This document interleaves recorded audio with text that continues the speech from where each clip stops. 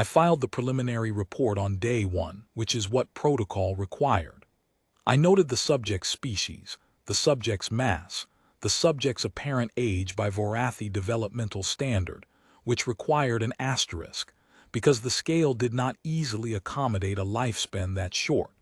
And I noted the compound we intended to administer, the dose range, and the projected timeline. I noted all of it in the clean, flat syntax our institute uses for intake documentation, the same syntax I have used in 411 prior assessments over 19 years. The form was the form.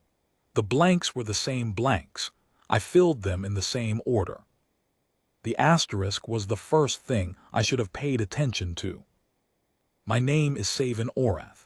I hold the rank of Senior Biochemical Assessor at the Vorathi Institute of Applied Biochemistry, Research Station Orel 5, orbital platform above the fifth body of the Orel system. I have worked in pharmacological assessment for my entire career. Before Orel 5, I was at the Institute's primary station in the Kelaran Belt, where I did 2 years of broad-spectrum toxicology on the Morathi clade species before transitioning to sedation pharmacology. I was recruited to this station specifically for my work on what we call the VETH series of compounds, a family of broad-spectrum neural inhibitory agents developed here at the Institute over the past 60 years, culminating in compound VETH9, which is, as of this writing, the most potent general-purpose sedation compound in the Vorathi Pharmacopoeia, is cleared for 2,200 cataloged biological species. It has a documented success rate of 99.7% across that entire spectrum. The failures, 6 total, across 11 years of use, were attributable in every case to prior undisclosed medical conditions, and in 2 cases to preparation error. The compound itself has never failed a healthy adult subject of any cataloged species. That was the state of the record when the human arrived. His name, as I understood it from the intake documentation, was Marin Tove. He was a human male, adult by human developmental standard, which I had to cross-reference because I did not know what that meant in real biological terms, only that their developmental period is exceptionally compressed by interstellar norms. He was of average height by human measure, which I initially read as smaller than it was, because I had been working with Drelathi and Morathi subjects for the better part of a decade, both of whom run taller.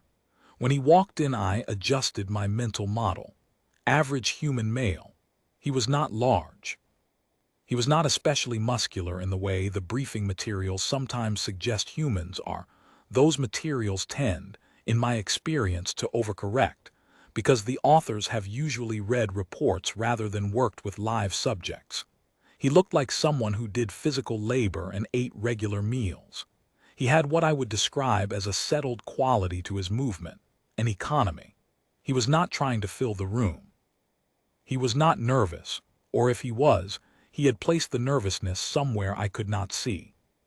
He had consented to the assessment, which was unusual. Most human subjects who come through institute channels arrive as part of exchange programs or cooperative research agreements, and the nature of their consent ranges from well-informed to technically coerced but formally documented. Tove was different in that he had specifically requested to be part of the pharmacological battery. He had read the briefing materials. He said, when I met him in the intake corridor, that he was curious.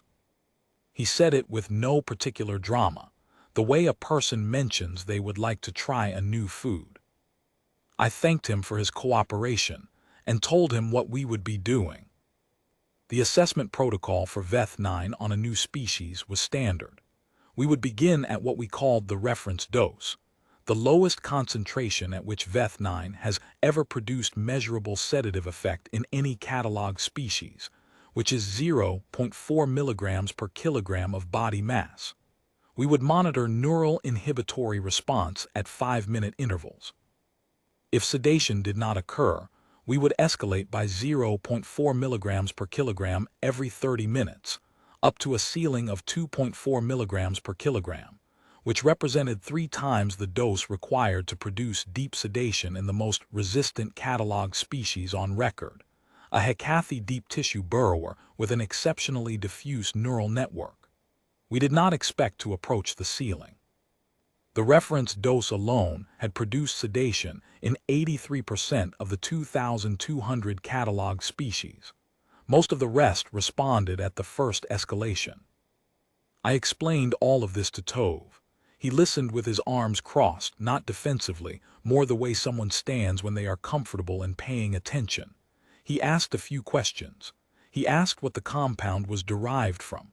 I told him it was a synthetic neural inhibitor, not derived from any biological source, developed entirely in laboratory conditions. He nodded. He asked how long the sedation typically lasted. I told him for a healthy adult subject at reference dose, typically 4 to 6 hours. He nodded again. He asked if he should have eaten beforehand or not. I told him it did not matter. Is not metabolized through the digestive system in any meaningful way that would affect absorption. He said, "All right," and sat down on the assessment couch. That is an honest transcript of the intake conversation. I have replayed the recording several times since, looking for the moment where I should have understood that something was different. It is not in that conversation. He was cooperative, attentive, and unremarkable. The first deviation we recorded was his baseline heart rate. My assistant, biochemist second-rank Yella Moore, attached the biometric array when Tove was settled on the couch. The array is non-invasive, a surface contact system that reads pulse, respiratory rate, vascular pressure, neural surface activity, and core temperature through direct contact with the subject's skin. Tove allowed it without hesitation. He rolled up one sleeve and held out his arm with the same lack of ceremony as everything else he did. The array calibrated. Yella read me the numbers. Pulse, 42 beats per minute. I remember the number precisely because I looked up from my documentation pad when she said it. That is not a response I have often. After 19 years, I have heard a great many biometric readouts. 42 made me look up. For context, the Vorathi resting pulse at our equivalent physiological state is 70 to 82 beats per minute. The Morathi run higher, 90 to 110. The Drelathi, who are larger and have a more efficient circulatory architecture, run lower, 50 to 65. 42 beats per minute is, by any comparative framework I was trained in, a number associated with cardiovascular pathology, not baseline physiology. In a Vorathi patient, 42 beats per minute would prompt immediate evaluation for cardiac dysfunction. 42 was the number we would write on a form that began with the words, "Emergency consultation requested." I asked Yella to recheck. She rechecked 42. I noted it in the record and asked Tove directly whether he was aware of any cardiovascular condition. He said no. He said his last medical evaluation, by human physicians, had rated his cardiovascular function as excellent. He said the word excellent with a slight upward note, almost amused, as though he understood that I was concerned and found my concern gently misplaced. I told him we would proceed, but monitor closely. His respiratory rate was also low, 11 breaths per minute, where we would normally expect 14 to 20 in an awake, resting adult of any of our reference species. His core temperature was 37.1 degrees by the scale we use, which translated into human units as approximately 98.8 degrees Fahrenheit. A number I did not have intuitive reference for at the time, but which Tove, when I mentioned it, said was about right. Neural surface activity was within parameters I recognized as wakeful and relaxed. I noted everything. I told him we were ready to begin. He said, "Go ahead," and put his head back against the headrest of the assessment couch and looked at the ceiling in a loose, patient way that reminded me of someone waiting for a transport connection. I administered Veth9 at reference dose, 0.4 milligrams per kilogram. For a subject of Tove's mass, this came to 31.2 milligrams. I had prepared the compound myself, as I do for all assessments. It was a clean preparation, concentration confirmed by 3 independent instrument checks. I injected it into the port of the intravenous line Yella had placed in his forearm. He said, "Is that it?" in a tone that was not dismissive but genuinely inquiring. I said yes. That was the reference dose, and we would monitor him for the next 30 minutes. He said, "All right," again. Same words, same tone as before. He continued looking at the ceiling. We monitored. At 5 minutes, pulse 43, a single beat per minute increase, respiratory rate unchanged. Neural surface activity showed a slight shift toward what our instruments classify as a drowsy waveform, the initial indicator we look for. Temperature unchanged. No change in affect. Yella noted the neural shift and marked the time. I noted it too. It was consistent with early-stage VETH9 response. We expected deepening. At 10 minutes, pulse 42, respiratory rate 11, neural surface activity had returned to the wakeful baseline, temperature unchanged. I asked Tove how he felt. He thought about it, he said, warmer than usual, not uncomfortable. I noted that. A thermal sensation on initial administration was documented in roughly 30% of subjects across species, related to vascular dilation as the compound began to distribute. Standard.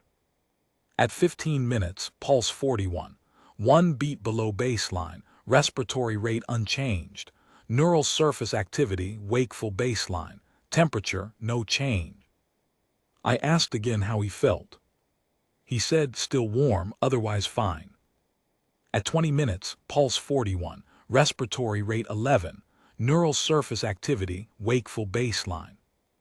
He said, unprompted, is it supposed to take longer for some people?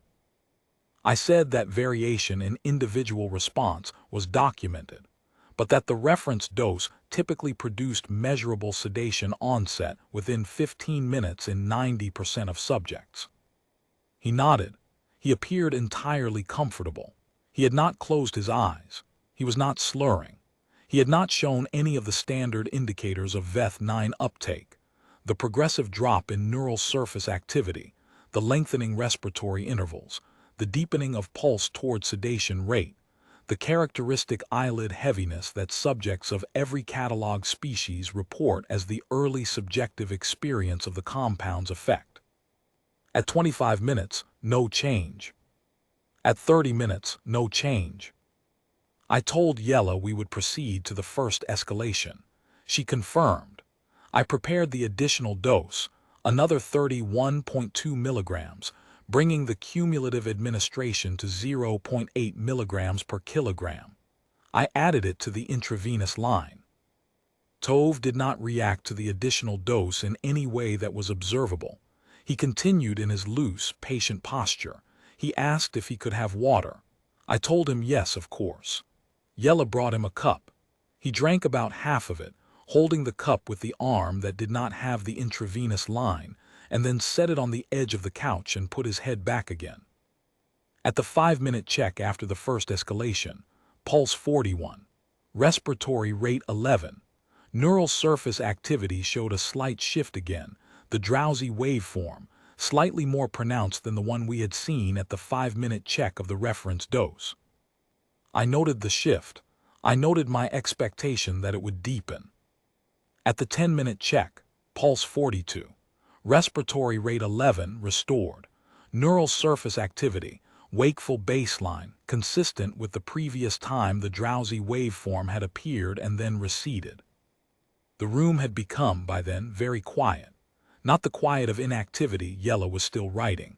Elliot was still at his monitoring station, but the quiet of people who have stopped filling the air with the small sounds of routine because the routine has stopped making familiar sense. It is a particular texture of silence.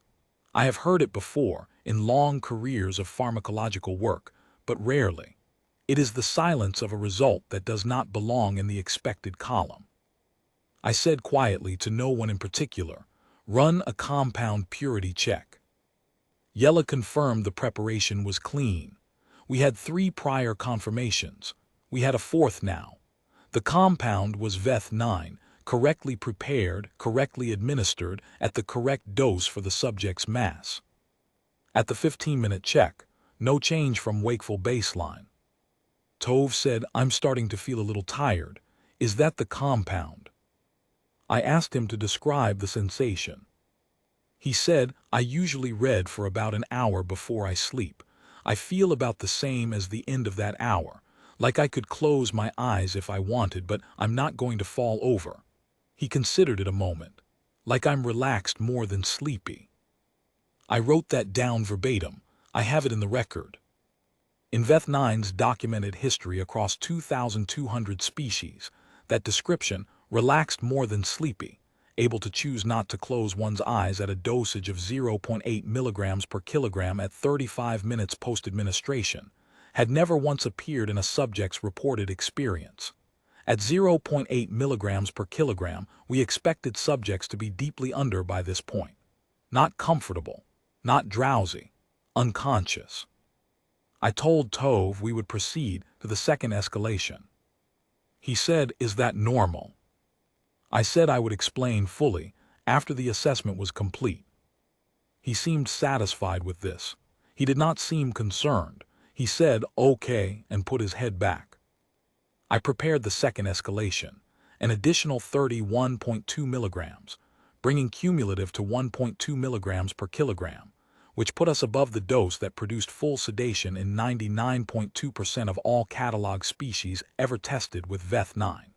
111 assessments at or above this dose, across those 2,200 species. Full sedation in every case. Sedation onset in the longest individual case had been 48 minutes. I added it to the line. Before I moved back to the monitoring station, I stood at the preparation counter for a moment longer than I needed to, doing a final check of the instrument that was already confirmed. I know why I did it. I was buying myself a few seconds of the preparation counter being solid under my hands, of a familiar instrument reading a familiar number, before I had to turn back to the monitoring readout and watch the unfamiliar thing continue. At 5 minutes, pulse 41, respiratory rate 10, a single breath per minute reduction, which was marginally outside the normal variation band for the day's data. Neural surface activity showed the drowsy waveform more clearly now, temperature unchanged. I noted all of it. I did not say anything. At 10 minutes, pulse 42, respiratory rate 11 restored, neural surface activity. Wakeful baseline. I stared at the display. Yella had stopped writing. Elliot had stopped whatever he had been doing at his station. Dr. Coleth Moore, our supervising physician, had come down from the observation level 20 minutes earlier. He had not said anything. He was standing slightly to my left with his hands folded, watching the readout. Tove's eyes were open. He was looking at the ceiling with a slightly different quality of attention than he had been showing before, more active, slightly more interested, as though the ceiling had become mildly interesting rather than merely something to look at. He said, "That one I felt a little." I turned to look at him. He was still on his back, still looking at the ceiling, but he had raised one hand and was pressing his fingers lightly against his own sternum, thoughtfully. I asked him to describe what he felt. He said pressure, like the air got heavier, and then it didn't. He paused. "How much have you given me?" I told him we were at the second escalation level. I told him the amount in milligrams per kilogram. He said, "Is that a lot?" Dr. Moore made a sound that was not quite a word. I said, measured as carefully as I could, "For most species, yes." Tove appeared to consider this. He said, "Huh." Then he was quiet for a moment. Then he said, "I did sleep last night, if it helps to know that. Not a short sleep, maybe 7 hours, so it's not like I'm running on nothing." I noted that. 7 hours of sleep. A fully rested adult human male, baseline pulse 42, who had just received 1.2 milligrams per kilogram of Veth9, 3 times the standard therapeutic dose for the most resistant species in our catalog, and described feeling brief pressure that resolved, and was now looking at the ceiling with mild interest. At 15 minutes, no change from wakeful baseline. At 20 minutes, no change. I called a brief hold. I stepped out of the assessment room into the adjacent observation corridor with Dr. Moore. I closed the door behind us. He said before I could speak, "The compound is good." I said yes. He said, "The administration is correct." I said yes. He looked at me for a long moment. Dr. Moore has been supervising pharmacological assessments at Orel 5 for 31 years, longer than my entire career. He has overseen work on, by his own accounting, 340 distinct species across 4 research programs. I have worked with him for 9 years.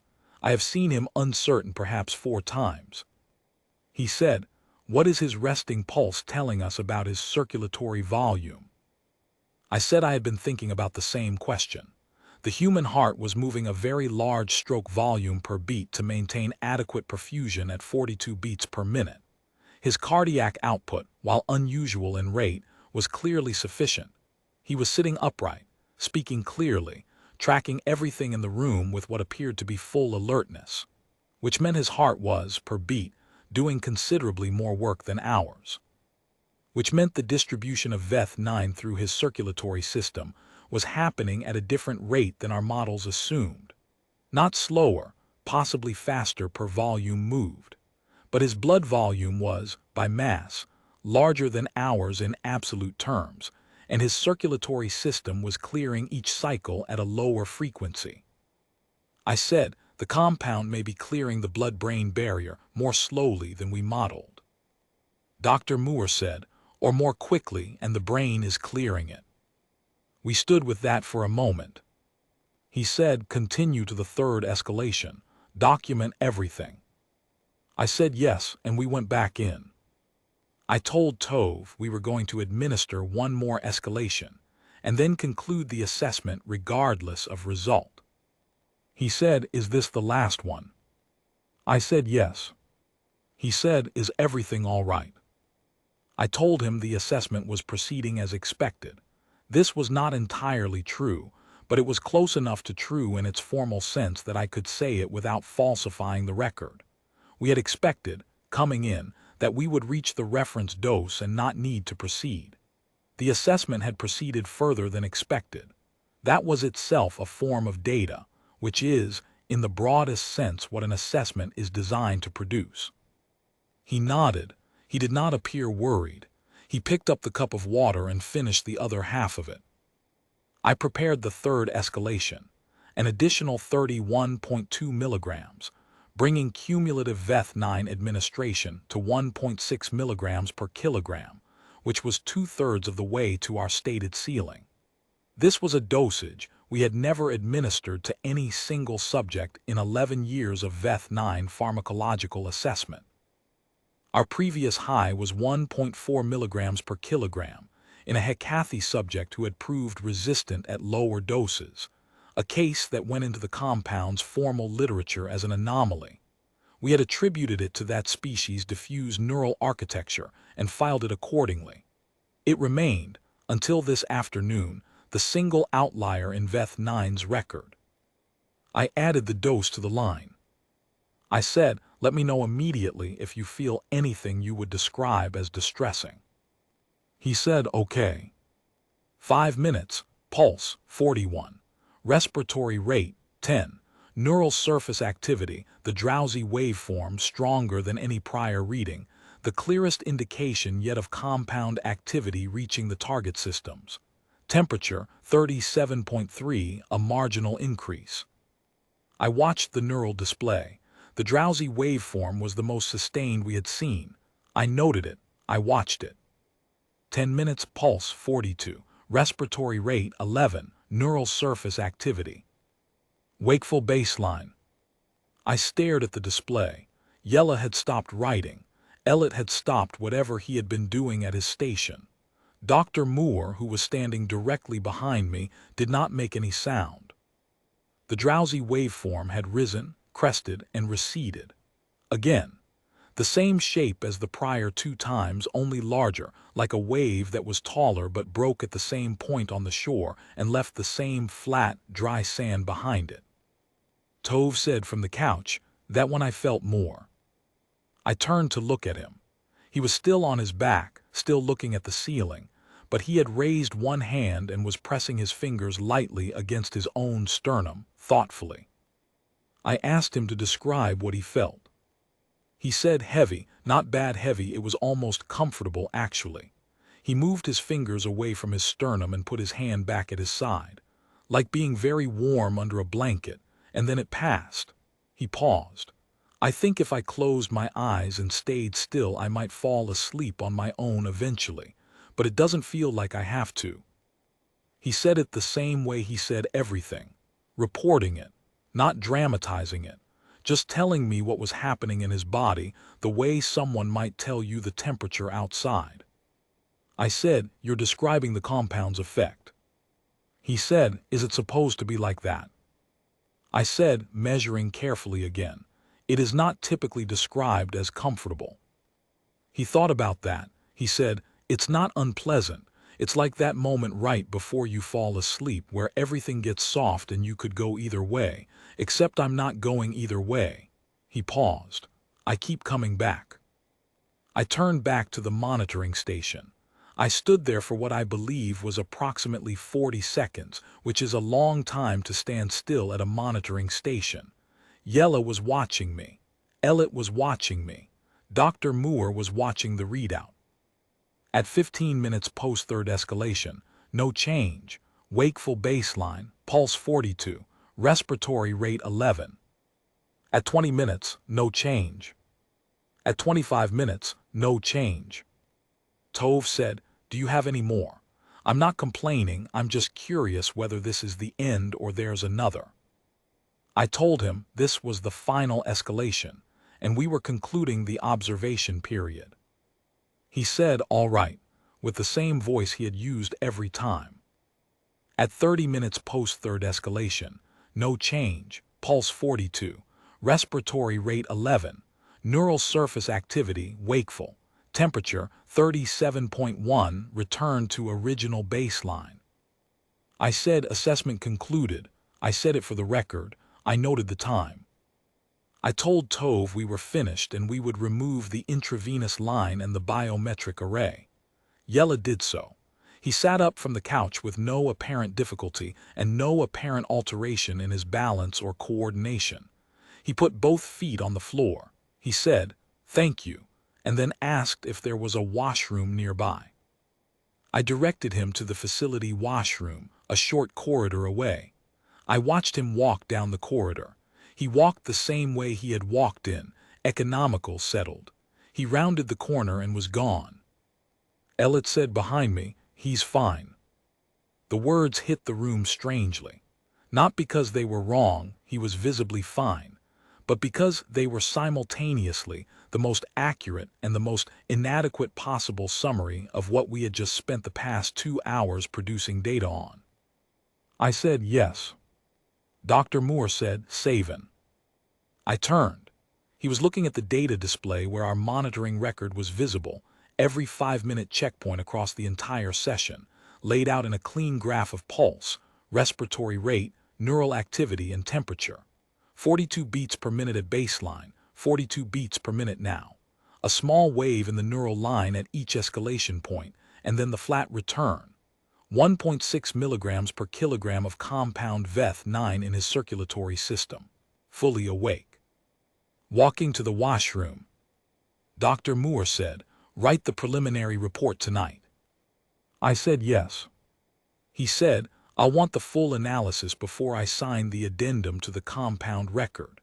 Whatever he metabolized it into, I want the mass spectrometry on his blood draw before the end of the week."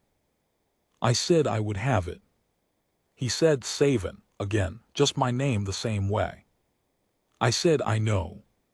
He nodded, he left. Tove came back from the washroom. He asked if there was anything else he needed to do for the session.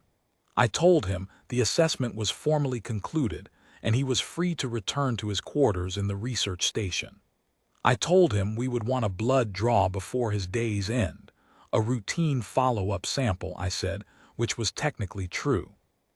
He said that was fine. He said, "Can I ask what you found out?" I thought about how to answer this. The honest answer was that the compound failed.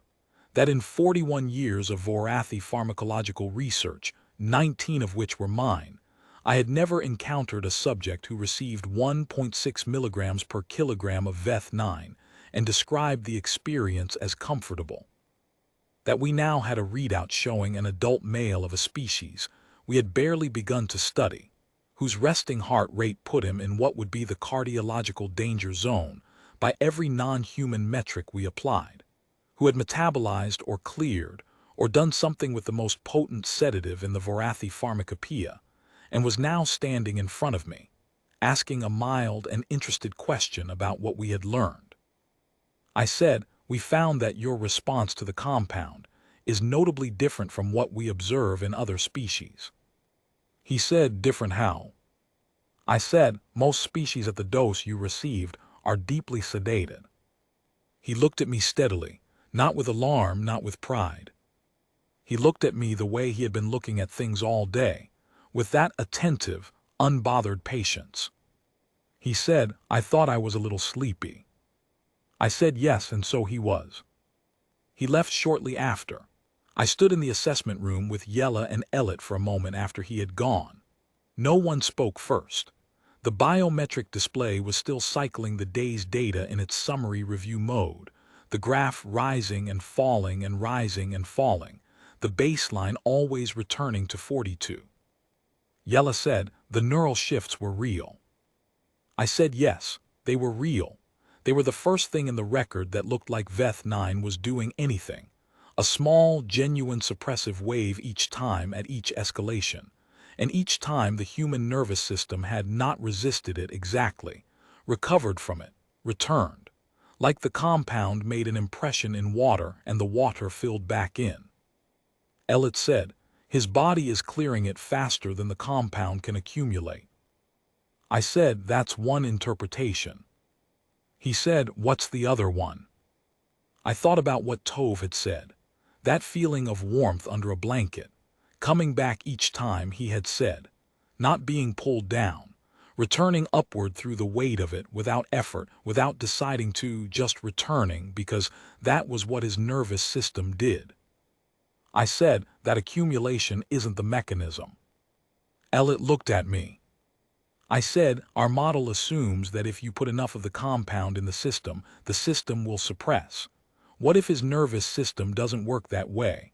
What if the suppression threshold isn't a dosage problem? What if—" I stopped because I was speculating past the data and I knew it.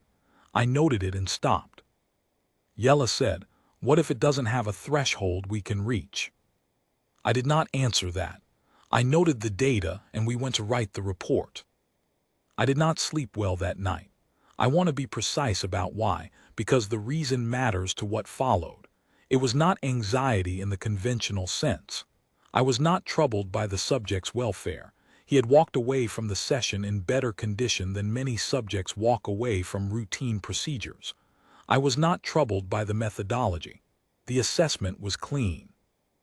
I was troubled by something less easily named, which was the experience of being a person who has spent 19 years developing reliable knowledge about a category of things, in my case, how biological systems respond to pharmacological compounds, and then spending 2 hours watching a biological system decline to respond in the expected way.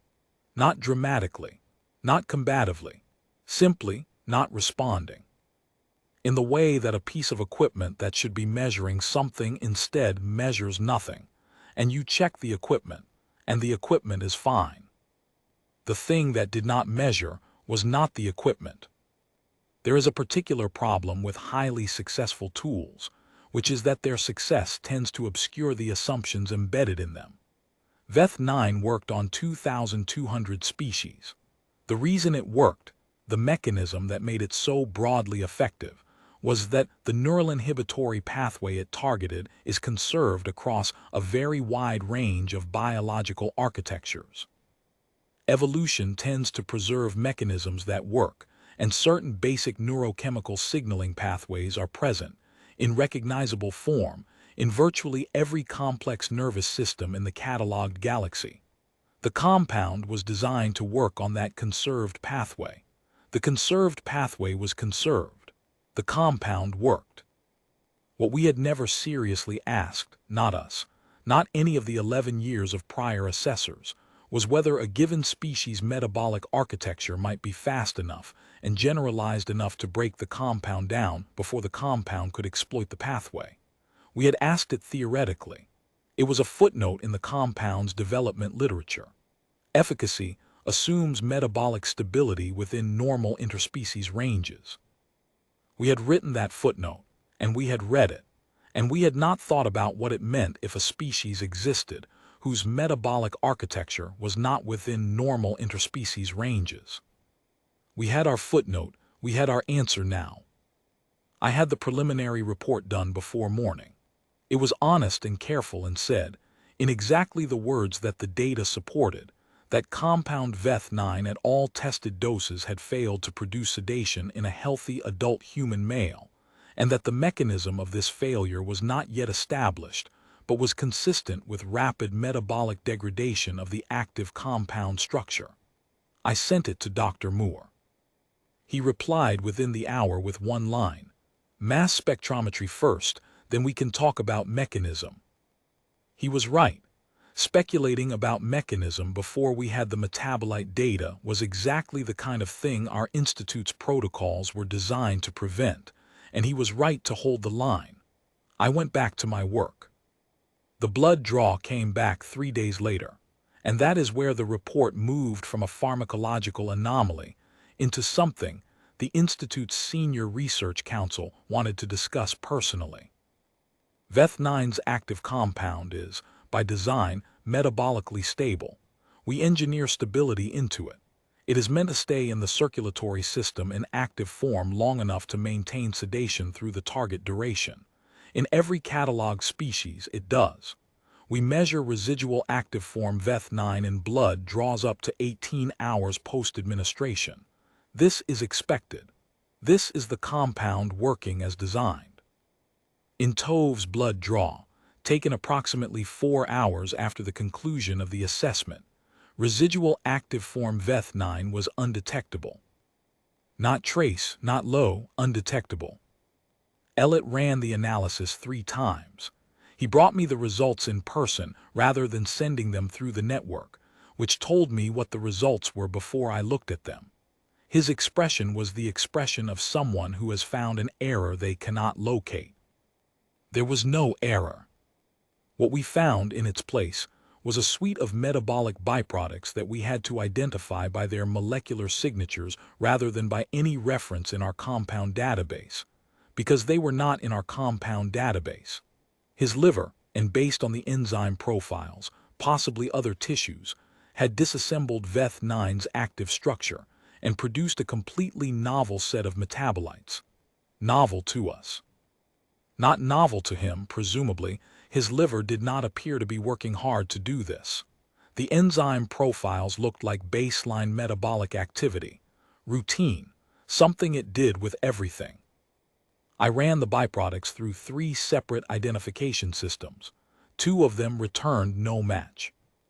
The third classified one of the larger fragments as a structural analog of a naturally occurring liver metabolite in mammals, which was consistent with what his liver had apparently done. Taken a synthetic neural inhibitor, which it had no evolutionary reason to recognize as anything other than a foreign compound, and disassembled it into something resembling a class of products it already knew how to make. It had not neutralized the compound in the sense of destroying it. It had repurposed it, integrated it into a biochemical pathway that ended somewhere entirely different than where we had aimed. Elliott said when I showed him the final byproduct analysis, "It's like it ate the compound." I said, "That is a fair informal description of what the enzyme data shows." He said, "And the liver wasn't stressed." I said, "No. The cited excitity markers are all within normal range. Whatever his liver did with 1.6 milligrams per kilogram of VEth9, it did not find the task particularly demanding. We sat with that for a moment.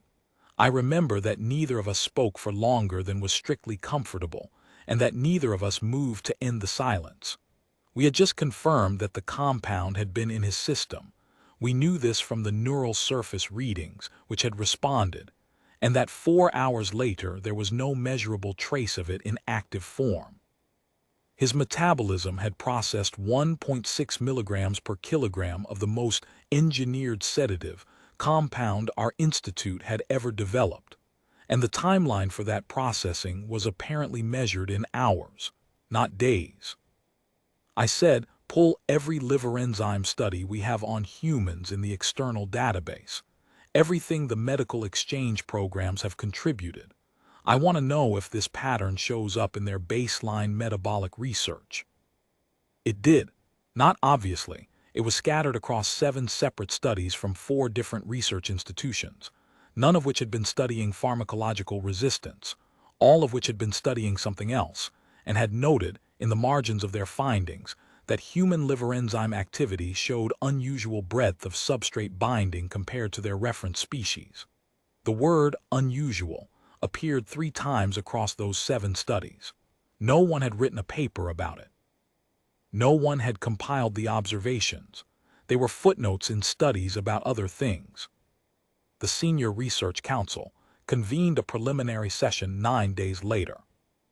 I presented the full dataset, the blood draw data, the intrasession monitoring record, the neural activity graph with its 3 small waves, each larger than the last, each returning to baseline, the final vital signs, the metabolite analysis, the liver enzyme cross-reference from the external database. I presented it without editorializing, which is the standard for a preliminary presentation before this body, and I watched the council receive it. There were 14 members. Most of them I knew by reputation. 2 I had worked with directly. Senior Assessor Rel Vaughn, who chairs the Broad-Spectrum Compound Committee, is someone I have submitted 3 prior assessments to. She is precise, methodical, rarely surprised, and never hasty. I watched her read through the monitoring graph and then read it again. She did not look up at me. Assessor Goreth Heck, who runs the Neural Pharmacology Division, asked me to restate the dosage at final administration. I restated it, 1.6 milligrams per kilogram, cumulative. He said, and the Hecathy record 1.4. I said yes. He was quiet for a moment. Then he said, the Hecathy case was an anomaly of architecture, diffuse network compound distribution lag. You're proposing something different here. I said I was not proposing anything yet. I was presenting the data. He looked at me in a way that indicated he found this answer technically correct, but professionally evasive. I said, the metabolite profile suggests rapid enzymatic degradation. The tissue distribution data suggests this is happening at multiple sites simultaneously, not only the liver. If I were proposing an interpretation, it would be that VEth9's active structure is being broken down faster than it can accumulate to the threshold required for neural suppression. But the blood-brain barrier data from the neural surface readings suggests it was reaching the brain. It was making contact. It was just, I paused, not holding. Senior Assessor Vaughn said, without looking up from the monitoring graph, what did the subject report as his subjective experience? I read the transcript passages verbatim. The warmth, the pressure like heavy air then gone, the feeling of being at the end of an hour of reading, like being warm under a blanket and then the blanket lifting. Coming back, he had said, each time. Vaughn turned the page and looked at the neural activity graph, the 3 suppression waves. She was quiet for a long time. She said the compound was doing something. I said yes. She said the brain was receiving it. I said yes. She said, and the brain was returning to baseline each time, faster as the cumulative dose rose. I said yes. She put down the graph. She said, what is his resting heart rate? I said 42. The room was quiet in a way that was different from the quiet in the assessment room, because this was 14 people being quiet at the same time, which has a different texture than 3. One of the council members I did not know personally, Assessor Drellin Veth, from the Institute's Immunological Division, said, without directing the comment at anyone in particular, "The immune system." I looked at her. She said, "I am thinking about the immune system, not pharmacological resistance in the narrow sense. I am thinking about a species whose immune response literature describes, what was the phrasing in the medical exchange reports, an aggressive and broadly generalized pathogen clearance cascade." She glanced at me. "If that cascade is not distinguishing well between biological and synthetic foreign bodies." I said, "That is consistent with the enzyme data." She said, "Then the question isn't what he metabolized Veth9 into. The question is what he metabolizes everything into." She said it quietly, as a point of scientific inquiry, and then was quiet herself. The room absorbed that. Assessor Vaughn said to me, "Is this subject still on station?" I said yes. She said, "I want a second assessment scheduled. Wider compound panel, longer observation window." She paused. "Different compounds." I said I would arrange it. Assessor Gorath Heck said, "What ceiling?" She thought about this. She said, "We'll cross that when we have data." He said, "Savin, your preliminary recommendation on Veth9's classification for this species."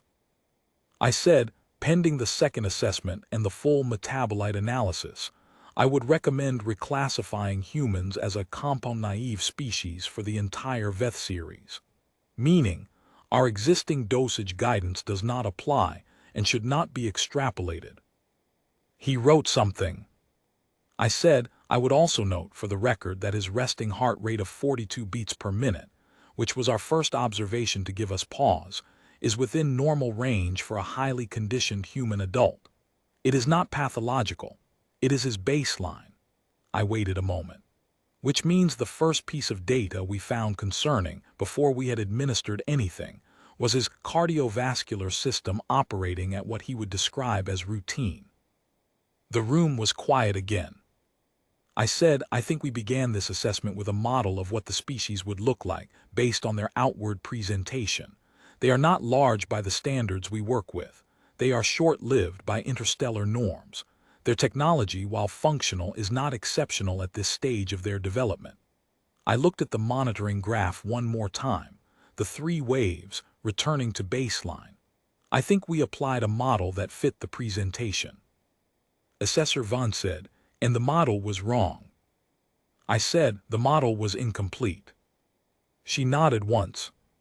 The second assessment was scheduled for 2 weeks later.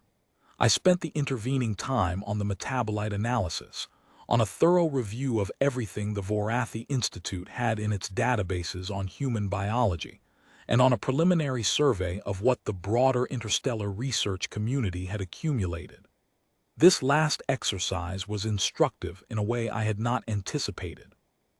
There was more data than I expected, not our data, but data from other institutes, other research programs, medical exchange programs, a handful of military assessments that had been partially declassified through the research access treaties. None of it was synthesized. None of it was in one place. It existed in fragments across a dozen different institutional databases, filed under different classification systems, often with inconsistent notation. But it was there, and reading it took me 3 days, and at the end of 3 days I went back to Dr. Moore's office and sat down across from him and said, "I think the drug tolerance isn't the trait." He said, "Explain." I said, "The drug tolerance is the expression of the trait. The trait is what their physiology does with foreign compounds in general, the liver, the immune system, the metabolic architecture." I had a printed summary of what I had found in the external databases. I put it on his desk. There are 12 separate documented cases across 5 different institutes of human subjects showing anomalous resistance to pharmacological agents, across 4 different compound families, none of them related to each other. 3 of them are medical standard therapeutic compounds that required escalated dosing. 2 are military assessments involving incapacitation agents. The rest are scattered across general pharmacological research programs. I tapped the summary. None of these institutions cross-referenced each other. None of them knew about the others. They each filed their result as an isolated anomaly and went back to what they were doing. Dr. Moore looked at the summary. He said, "So each institute found the piece they were standing in front of." I said, "And none of them found the whole thing." He was quiet. He looked at the page. He said, "What's your read on the mechanism?" I said, "Evolutionary. Their immune system, which is documented in the medical exchange literature as extraordinarily aggressive by any comparative metric, may produce the same generalized response to synthetic foreign compounds that it produces to biological pathogens. The metabolic architecture we're seeing with VEth9 may not be specific to VEth9. It may be specific to thing the body does not recognize, full stop." Dr. Moore said nothing. He was reading. I said, "They survived on a planet that, by any assessment I can find, hosted a pathogenic load that would have been clinically catastrophic for Vorathi, Drelathi, or Morathi populations. Their immune architecture is calibrated to that environment. I think their liver and their immune system may not be distinguishing clearly between biological agents and synthetic ones. I think they're running the same playbook." He looked up. He said, "Which means?"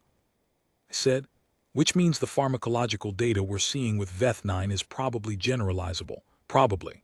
I would want the second assessment data, and I would want metabolite analysis for a completely unrelated compound family."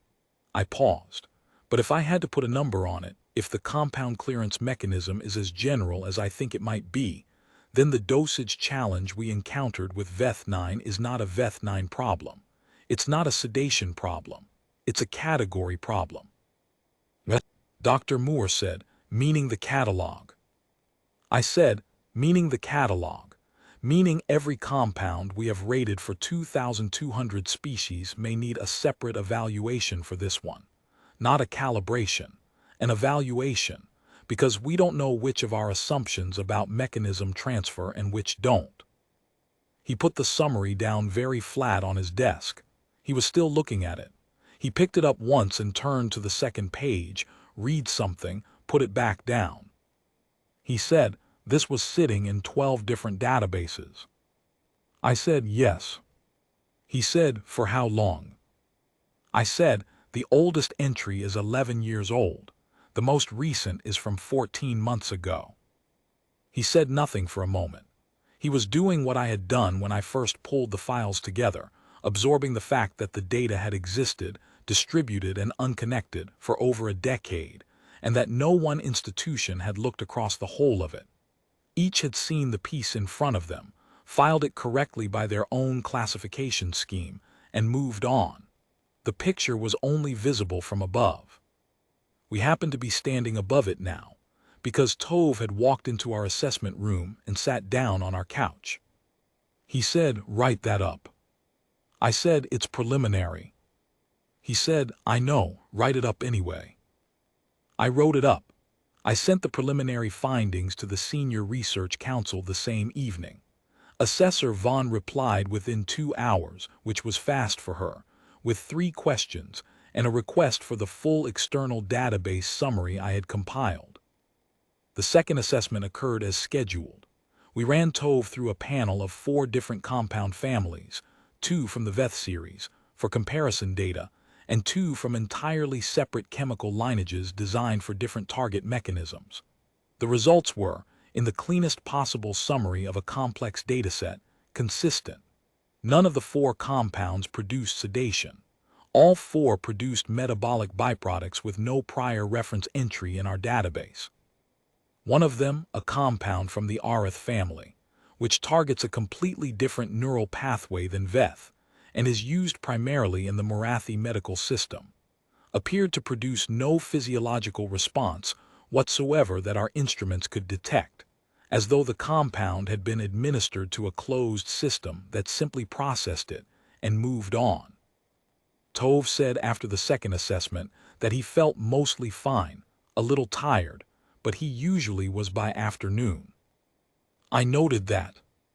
I asked him, as I was filing the final report, whether he had any history of unusual reactions to medications, drugs, anesthetics, or similar compounds administered by human physicians. He thought about it. He said, "I had surgery once, 7 years ago, knee," he said. "They told me after that they had to give me extra anesthetic, more than they expected." He paused. "I thought that was just the way it went." I said, "Did they express concern about it?" He said, "The anesthesiologist said she'd seen it before in some people. She didn't think it was a big deal." He paused. "She told me to let the next one know." I noted that too. A human physician in a human medical context, encountering the same anomaly we had found in a smaller expression. Because human anesthetic compounds are calibrated to human physiology, so the gap was narrower, the anomaly less dramatic. And she had found it and logged it as an individual variation and told her patient to pass the note along. The note had been passed along in its way. To us. 19 years of pharmacological assessment training, an 11-year compound record, 411 prior assessments, and the note had arrived, and we had read it. My final report to the Senior Research Council runs to 43 pages. I will not summarize it here at length. The central finding is stated clearly on page 1, because that is the page that matters, and I wrote it to be clear. Compound VETH9, at all doses tested up to and including 1.6 milligrams per kilogram of subject body mass, failed to produce sedation in the human adult male subject. The mechanism of failure is enzymatic degradation of the active compound structure at a rate that prevents accumulation to the suppression threshold. This mechanism appears to be a general feature of human metabolic architecture rather than an individual variation, and preliminary cross-analysis of data from 12 external research programs suggests it extends across multiple unrelated compound families. The pharmacological implications for this species cannot be resolved by dose escalation within current compound parameters.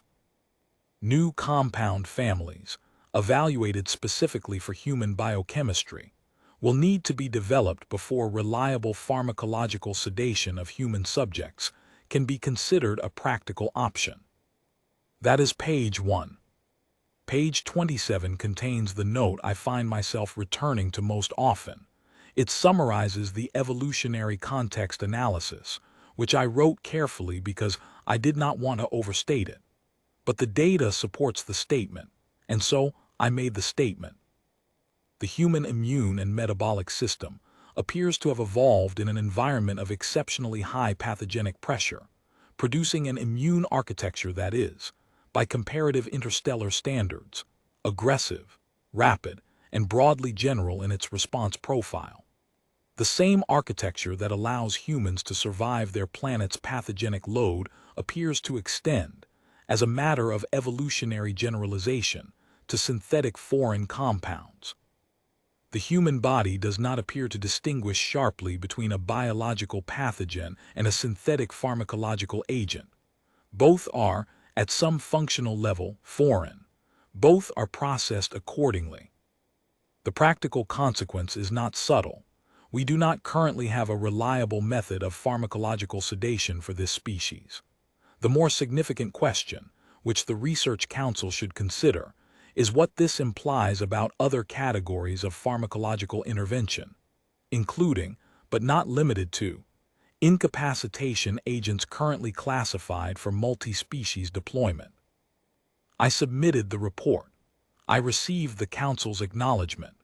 3 weeks later, I received a formal request from the Vorathi Interstellar Medical Coordinating Committee to present the findings at their annual synthesis conference, which I will do.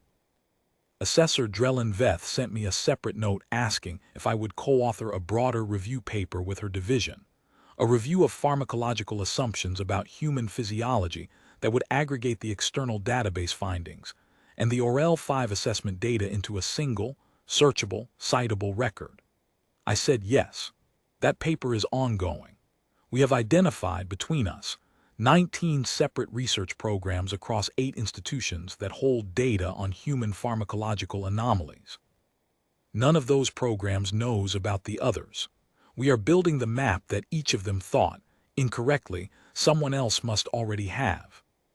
Tove, for his part, was back in the station's communal dining area the morning after the second assessment, eating breakfast with 2 other researchers from a different program. I saw him from across the room. He looked the same as he had looked every other time I had seen him. He was talking with moderate animation about something, though I was too far away to hear the subject. His pulse, I knew, was 42 beats per minute. There was approximately 1.6 milligrams per kilogram of VEth9 in the historical record for his species, along with an undetectable residual concentration in his blood and a suite of metabolic byproducts that had required 3 separate database extensions to file properly. He picked up his cup and drank from it and looked out the viewport at the Orel system below. He had the look of a person who had slept well and had no particular plans for the morning beyond this cup and this view. I thought about what Assessor Drellin Veth had said in the council chamber when the room was quiet. The immune system, the broadly generalized cascade, the body that did not distinguish between a living pathogen and a synthetic compound designed in a laboratory, that treated both with the same response, that had been doing this for its entire evolutionary history, and had arrived at the present moment functioning normally, and looking out a viewport at a star system it had no particular attachment to. I thought about the 3 waves on the neural graph, the compound doing something real and measurable, real enough that he noticed and described it, and the nervous system returning from it each time, the way you return from a dream when the room warms up, not fighting it, not consciously resisting, just arriving back at wakefulness because that was the state the system defaulted to, and the compound, for all its efficacy across 2,200 species, was not sufficient to alter the default. What troubles me in the night sense is not the data. The data is clear and I'm a person who trusts clear data. What troubles me is the implication that sits beneath the data, which is this: we categorized them wrong. Not out of carelessness, we had limited information and we used it. We looked at the presentation, their size, their lifespan, the developmental stage of their technology, and we built a model. The model was coherent. The model was wrong. They were not the species we were studying. We had built a portrait of a species that fit the available data, and the available data was incomplete, and the portrait was a reasonable portrait of something that does not exist. What exists is the man with the cup, looking at the Orel system, with a resting heart rate of 42 and a liver that treats the most potent sedative in the known pharmacopoeia the way most metabolisms treat water. He drank his coffee or whatever it was. He set the cup down. He said something to the researcher beside him that made her laugh. I went back to my office to begin the conference presentation. The first slide says, "We administered the compound and we learned something." The second slide says, "The compound was perfect." The third slide says, "That was the problem.